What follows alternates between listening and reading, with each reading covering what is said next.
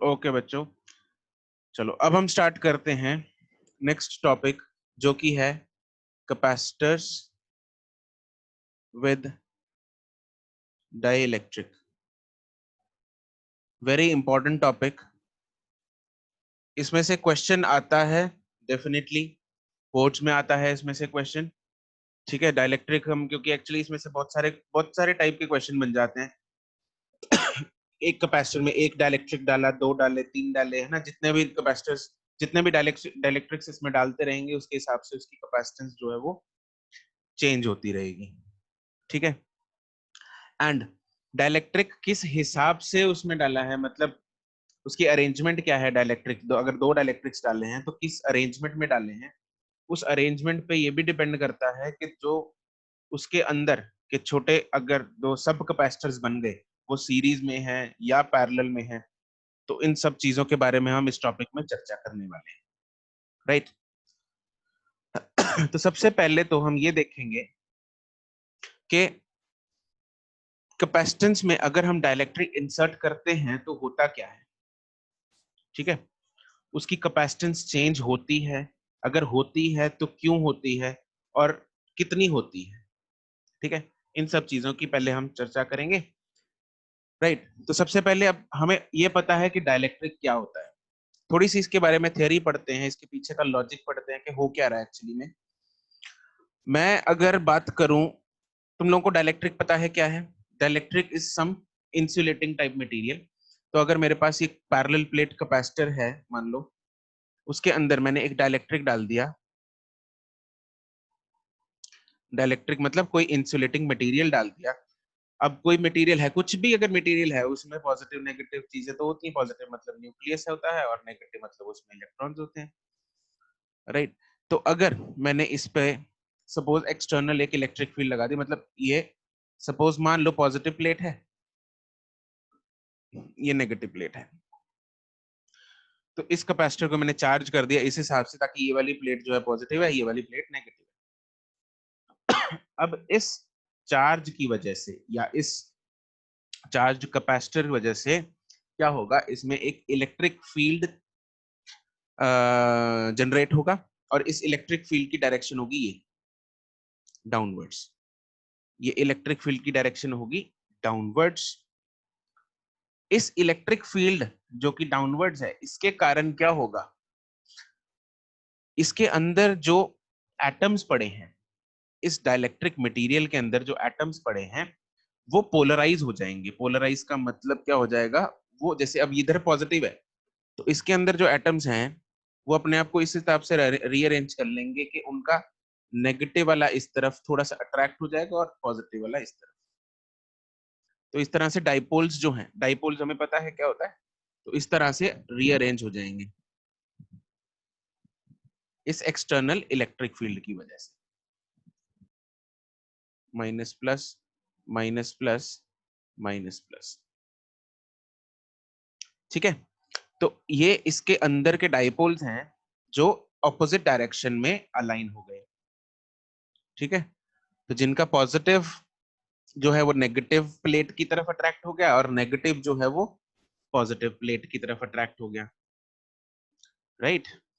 तो अगर मैं अब इसमें इसकी एक, इसको अगर मैं रीड्रॉ करूं, तो ये मेरे पास पैरेलल प्लेट कैपेसिटर की जो प्लेट्स हैं वो थी, और ये अंदर डाइइलेक्ट्रिक मटेरियल है। ठीक है, थोड़ा सा gap just to make visibility मैंने बना दिया यहाँ पे। इधर पॉजिटिव थी प्लेट, इधर नेगेटिव थी, जिसका इलेक्ट्रिक फील्ड इस तरफ था E, एंड यहाँ पे ये जो इसके अंदर डाइपोल्स हैं, इन डाइपोल्स का एक खुद अपना इलेक्ट्रिक फील्ड इंड्यूस हो जाएगा। इंड्यूस मैंने क्यों बोला, इंड्यूस इसलिए बोला क्योंकि अप्लाइड इलेक्ट्रिक फील्ड तो ये था। इस अप्लाइड इलेक्ट्रिक फील्ड ने इन डाइपोल्स को रीअरेंज किया इंडक्शन के कारण, राइट। और इस इंडक्शन प्रोसेस के कारण जो इसका इलेक्ट्रिक फील्ड प्रोड्यूस होगा, उसको हम इंड्यूस्ड इलेक्ट्रिक फील्ड भी बोल सकते हैं। तो इसका जो इंड्यूस्ड इलेक्ट्रिक फील्ड है, ऑब्वियसली डाइपोल्स का पॉजिटिव इधर है, नेगेटिव इधर है, दिख रहा है हमें, पॉजिटिव वाले इधर आ गए, नेगेटिव वाले उधर हो गए, तो इसका एक इंड्यूस्ड इलेक्ट्रिक फील्ड इधर, ई आई बोल दो इसको, ऑपोजिट साइड में इंड्यूस हो गया इलेक्ट्रिक फील्ड। ठीक है, क्या हो गया, ऑपोजिट साइड में इंड्यूस हो गया इलेक्ट्रिक फील्ड। तो इलेक्ट्रिक फील्ड जो नेट जो बचेगा, that will be obviously less than the original electric field. Initial का जो इलेक्ट्रिक फील्ड था उससे कम रह जाएगा इससे, क्योंकि ई नेट जो है, ई नेट जो है दैट इज ई माइनस ई आई, ई इस तरफ है, ई आई उस तरफ है। ठीक है, और ई इनिशियल मतलब कौन सा था, ई आई, ये था ई, तो ऑब्वियसली जो ई नेट है वो ई से कम है, क्योंकि इसमें से कुछ क्वांटिटी माइनस हो गई। ठीक है, अब इलेक्ट्रिक फील्ड कम हो जाएगा, तो यूं समझ लो पोटेंशियल डिफरेंस, क्योंकि इलेक्ट्रिक फील्ड इलेक्ट्रिक फील्ड का फॉर्मूला क्या होता है, V by L. Electric field का फॉर्मूला क्या होता है, V by L.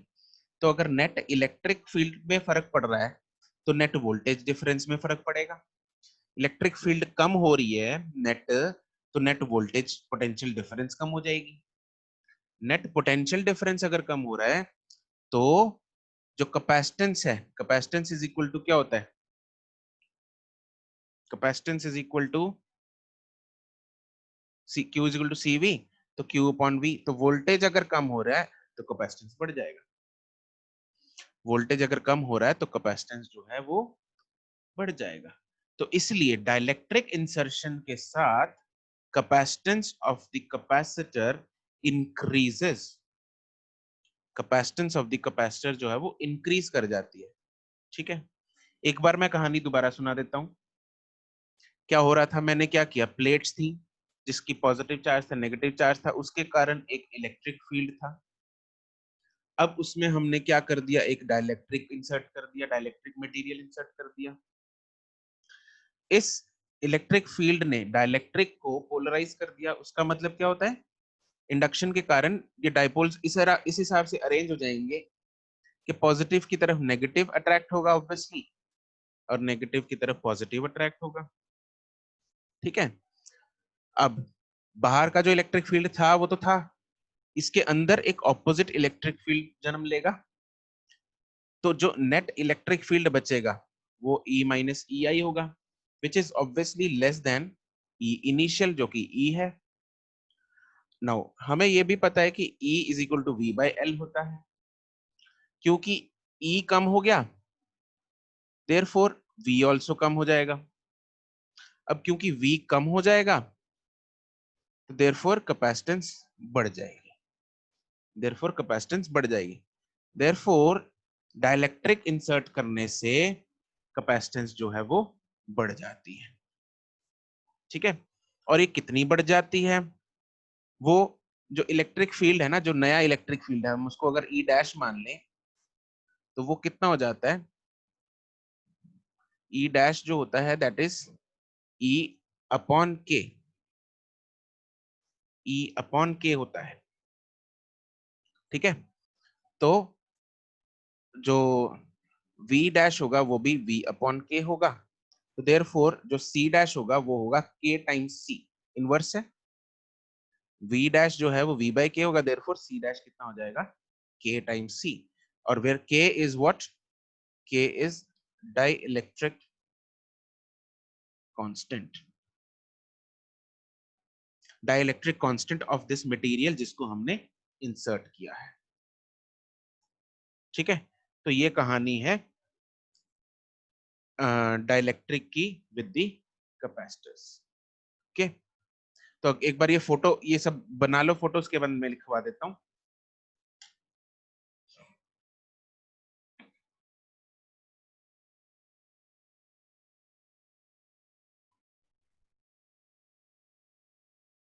Rahul, charge पे इफेक्ट नहीं होगा, क्योंकि अगर मैं आइसोलेटेड कंडीशन में इसको ऐसे करूंगा तो चार्ज शुड रिमेन कंजर्व, तो इसलिए चार्ज पे कोई इफेक्ट नहीं आएगा। अगर मैं इसको बैटरी के साथ कनेक्टेड में करूंगा तो चार्ज में फर्क आएगा। ठीक है, वो दोनों इफेक्ट्स का टेबल में बनवाऊंगा, एक बार अभी इतना कर लो। ऐसे चार्ज पे इफेक्ट इसलिए नहीं पड़ेगा, हम ऐसे भी तो सोच सकते हैं सी कम हो रहा है, ओ सॉरी वी कम हो रहा है, सी बढ़ रहा है, तो बैलेंस ही हो गया।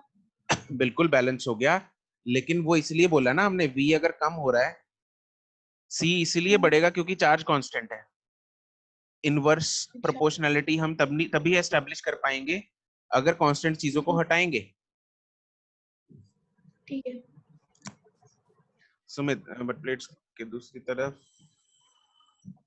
But plates sir. इसमें पहले आप लिखवाओगे या पहले ड्रॉ ये लिख ले जो ड्रॉ पहले किया हुआ है? नहीं, पहले ये फोटो बना लो एक बार, उसके बाद मैं लिखवा देता हूँ।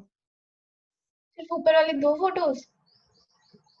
हाँ नहीं, सारा कुछ ही लिख लो, ये मैं उसके बाद समरी लिखवा देता हूँ तुम लोगों को। सर इसको ऐसे भी देख सकते हैं कि एप्सिलॉन ए अपॉन डी होता है, तो एप्सिलॉन की जगह के इंटू एप्सिलॉन नॉट लिखा हुआ है। बिल्कुल बिल्कुल बिल्कुल वही होगा।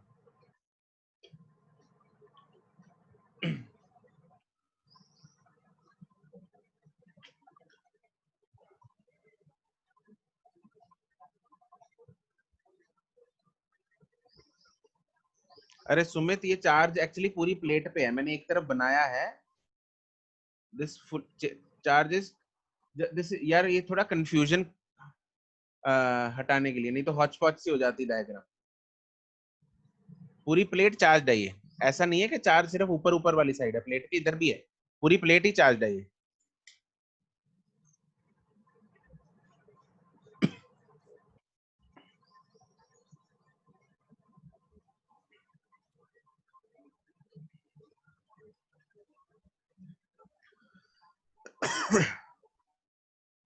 हो गया ये, लिखवाऊं? सर एक मिनट एक मिनट।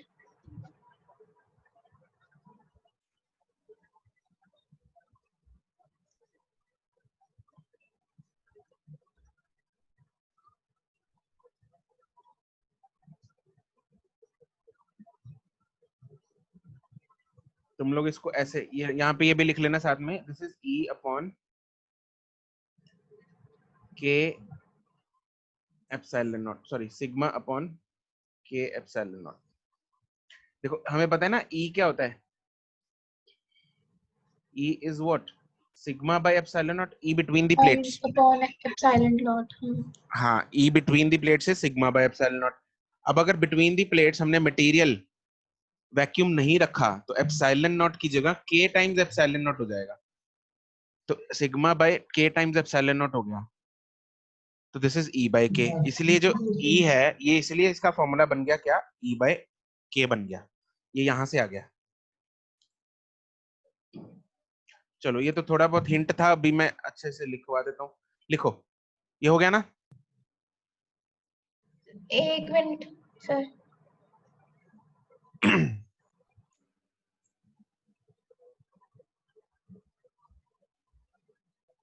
हो गया सर। ठीक है,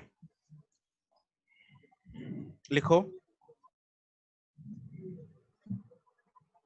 when a dielectric when dielectric is inserted between the plates of the capacitor, when the dielectric is inserted between the plates of the capacitor,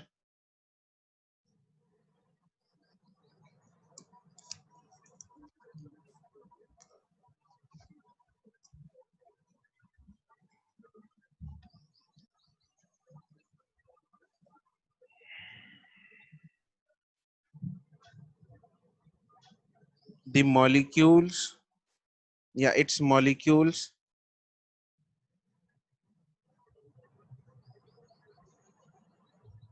align themselves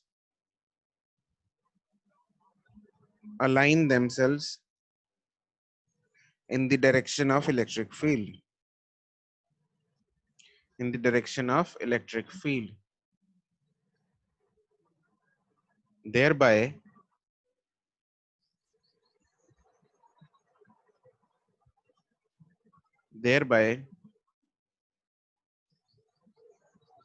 inducing thereby inducing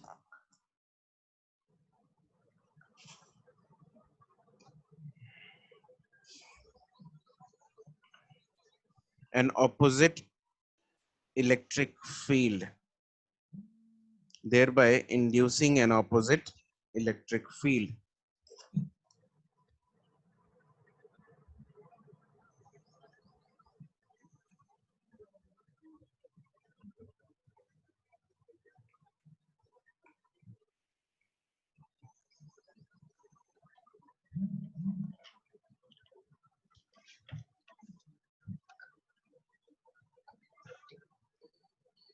यहाँ पे ये लिख लेना EI क्या है. EI is induced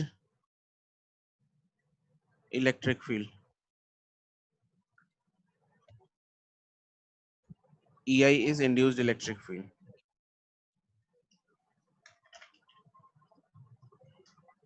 Therefore हम बोल सकते हैं नहीं, since हमें पता है E is equal to sigma by epsilon naught. This is electric field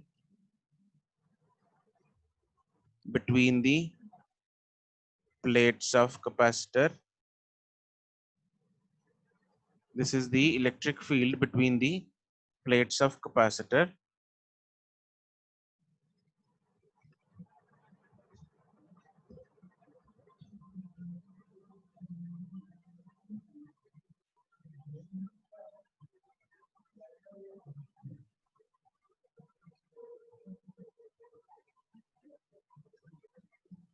Now, when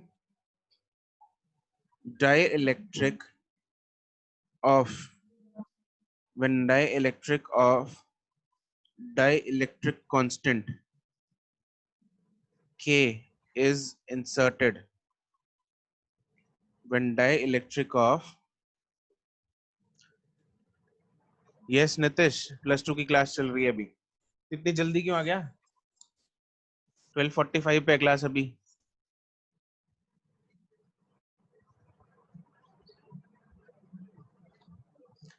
When dielectric of dielectric constant K is inserted, then electric field between the plates becomes E dash is equal to sigma by K epsilon naught. Therefore, E dash is equal to E by K. E dash is equal to E by K.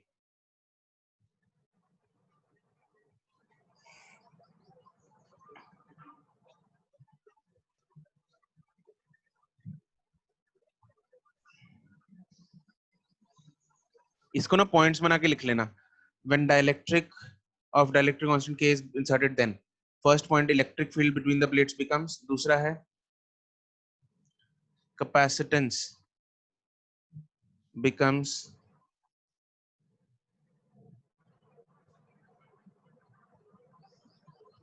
देखो C का formula था Q by V.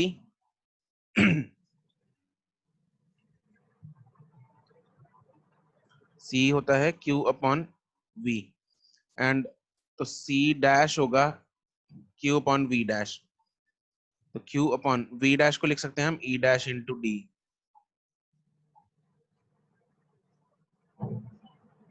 And E dash is E by K.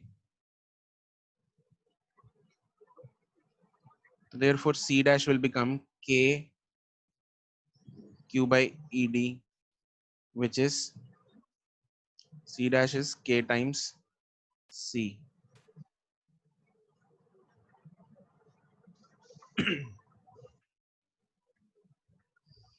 That means C dash जो बन जाएगा, that will become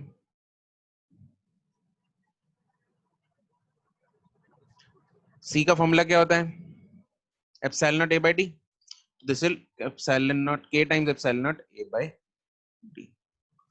तो ये हमारा नया कैपेसिटेंस बन जाएगा.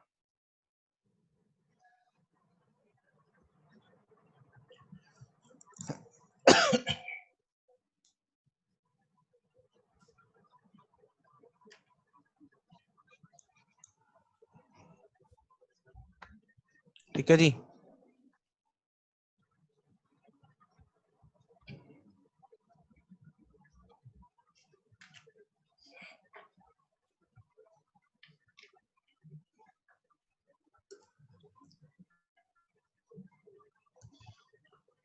यस बिल्कुल, ये फॉर्मूला याद रखना है, याद इंपॉर्टेंट है ये। जो डब्बे में डाल रहा हूँ वो याद रखने हैं। उसके बाद ना एक बोर्ड्स में डेरिवेशन आती होती है,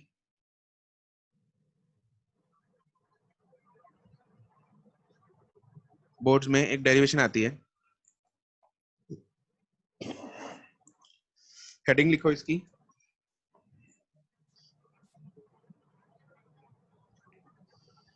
इफ अ डाइलेक्ट्रिक स्लैब। देखो इसमें हमने क्या किया था, इसमें हमने डाइलेक्ट्रिक स्लैब जो डाली है, डाइलेक्ट्रिक की स्लैब डाली है बिटवीन दी प्लेट्स, वो पूरी पूरी विड्थ की डाल दी। जितनी जगह थी उतनी पूरी डाल दी। लेकिन मान लो पूरी विड्थ की नहीं डालता, मैं आधी डालता हूँ या टी विड्थ की डालता हूँ, ठीक है, तो बाकी हवा बच गई, कुछ डाइलेक्ट्रिक स्लैब डाल दी, तो उस केस में कैपेसिटेंस क्या होगी? मतलब मैंने क्या किया, यूं कर दिया, मान लो ये तो प्लेट है, दिस इज डाइलेक्ट्रिक,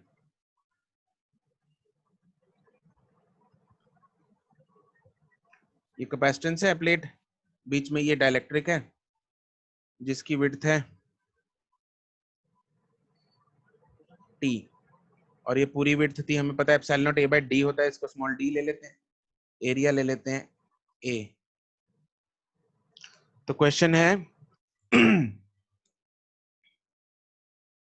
हाँ बिल्कुल राहुल, ये लिख सकते हैं हम, के टाइम्स एप्सिलॉन नॉट को लिख सकते हैं एप्सिलॉन नॉट, ये लिख सकते हैं, के टाइम्स एप्सिलॉन नॉट को लिख सकते हैं एप्सिलॉन नॉट, लिख लो ये साथ साथ में, के times epsilon not is epsilon. Okay, हम डेरिवेशन कर रहे थे, डेरिवेशन की स्टेटमेंट है, if a dielectric slab of thickness T, if a dielectric slab of thickness t,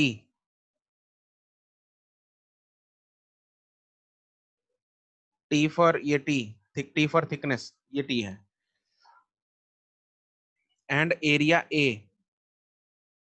and area capital A, thickness small t, is inserted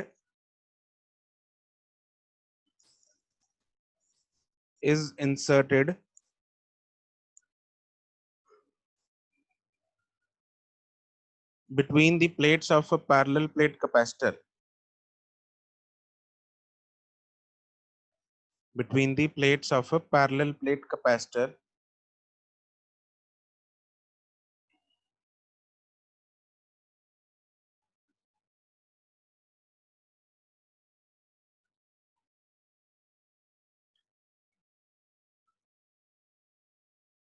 having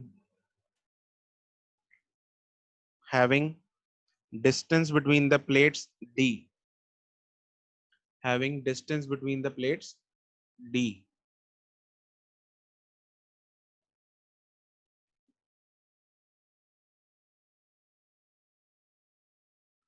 d ये वाला d for Deep Kamal,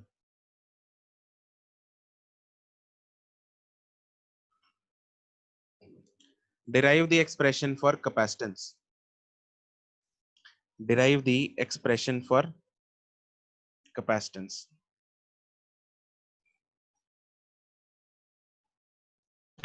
sir थोड़ा सा notebook को ऊपर कर लो, वो ना डायग्राम दिख नहीं रही अच्छे से।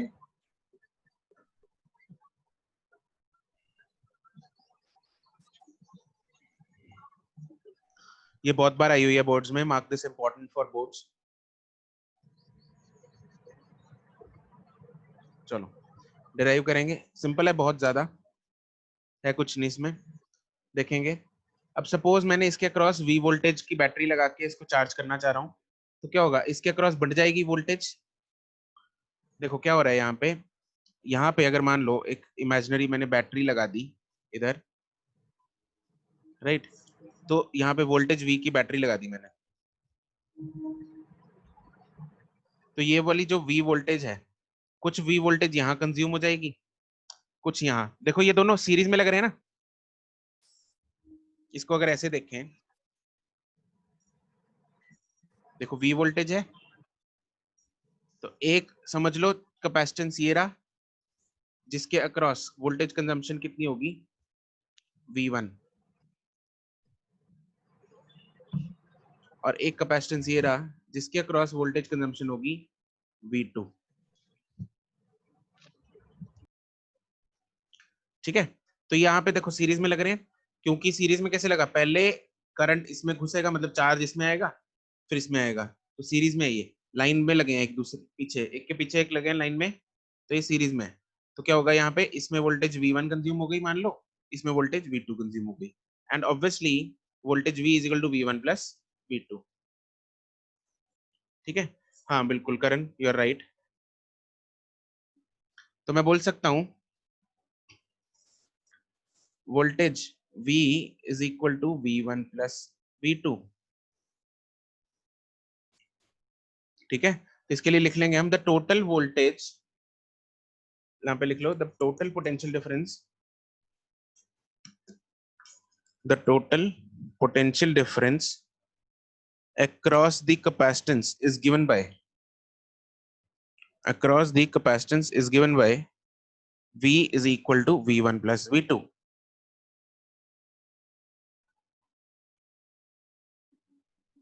V is equal to V1 plus V2।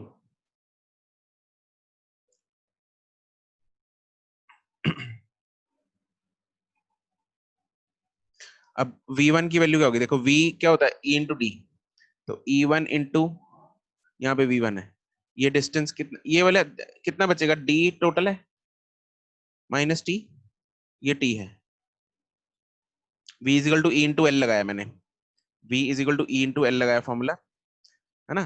तो V1 को मैं बोल सकता हूँ, और V2 को मैं बोल सकता हूँ E2 इंटू टी। इसमें कोई दिक्कत, कोई परेशानी, क्लियर है ये। V1 क्या होगा, E1 इंटू एल, लेंथ कितनी है, ये D में से T माइनस कर दिया, और यहाँ पे E2 इंटू टी कर दिया। अब E1 और E2 की वैल्यूज डालेंगे यहाँ पे, आगे कर रहा हूँ मैं पेज। तो मेरे पास क्या आएगा, V is equal to E1 into D minus T plus E2 into T. अब E1 खाली जगह है, E1 क्या है, खाली वाली जगह है, खाली जगह में इलेक्ट्रिक फील्ड कितना होगा, sigma by epsilon not, and E2 में डाइलेक्ट्रिक पड़ा है, उसमें कितना होगा, sigma by K epsilon not. देखा हमने दोनों, ये खाली जगह है, हवा वाली जगह है, इसमें डाइलेक्ट्रिक पड़ा है, तो वहां पे हो जाएगा sigma by K epsilon naught. क्या आ जाएगा, V is equal to sigma by epsilon naught to D minus T plus sigma by K epsilon naught into T.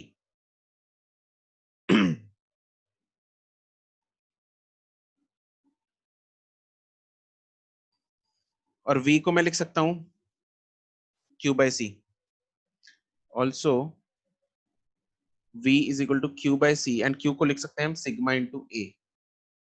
तो मैं इसको लिख सकता हूं in total sigma A by C. तो sigma A by C is equal to sigma by epsilon naught, यहाँ से common निकलेगा, D minus T plus T by K, sigma sigma उड़ेगा, एप्सिलॉन नॉट इधर लेके जाएंगे,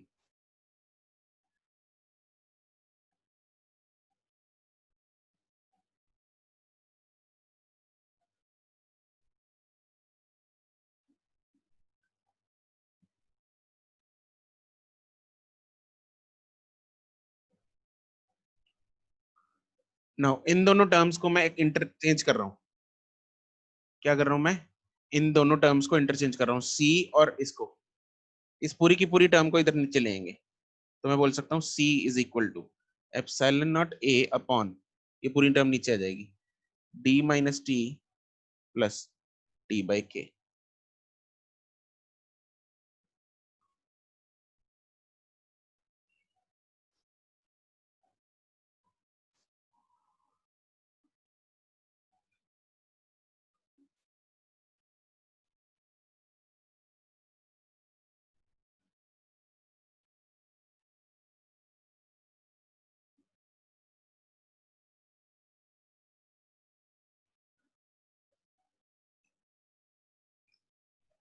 ठीक है, तो इसका स्पेशल केस लिख लेंगे एक, if more than 1 dielectric materials are inserted, तो उस केस में क्या होगा अगर मेरे पास मोर देन 1 है। मान लो this is T1 K1,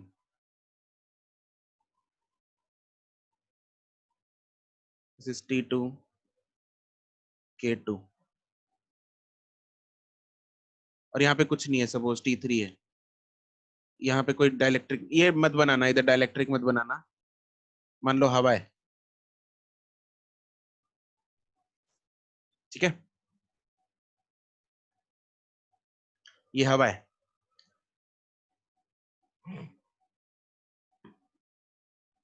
this is K1, ये K2, एंड दिस इज मान लो air,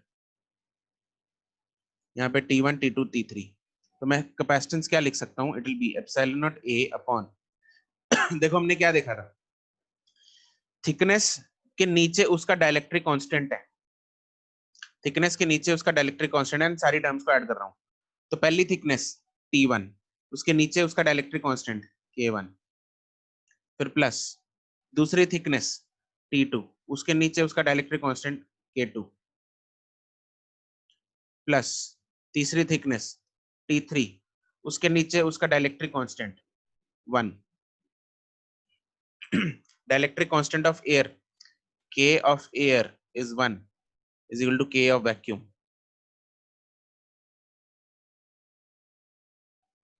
This formula is very very important. ये जो फॉर्मूला है ये आपको शॉर्टकट फॉर्मूला यूज होगा, बहुत काम आएगा इसको, अगर बहुत सारे डाइलेक्ट्रिक्स आपको दे रखे हैं इसमें।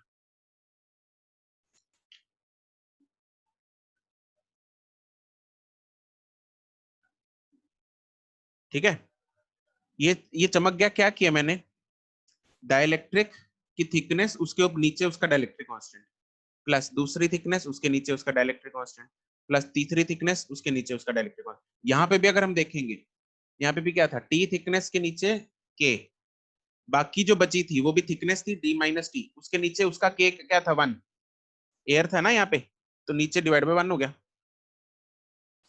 अरे हाँ कि ना, यस नो बोलो, यस सर। या खुद को ही पढ़ाई जा रहा हूँ, यस नो। Yes sir. ठीक, चमक गया, बिल्कुल क्लियर है सब, क्रिस्टल क्लियर या all clear? Crystal clear, crystal clear. चलो जी, बहुत ही बढ़िया। तो आज के लिए इतना ही, that's it. Okay sir. Okay, yes sir, ठीक है, okay guys, bye bye. Bye sir. Sir हाँ जी, सर आईक्वेस्ट में छुट्टियां होंगी? आईक्वेस्ट में छुट्टियां good question, but I am not sure, होनी तो चाहिए शायद। सर पिछले 3 महीने से वही चल रही है छुट्टियां। पता नहीं यार, मैं अभी, मेरे को पता नहीं है इस चीज के बारे में अभी।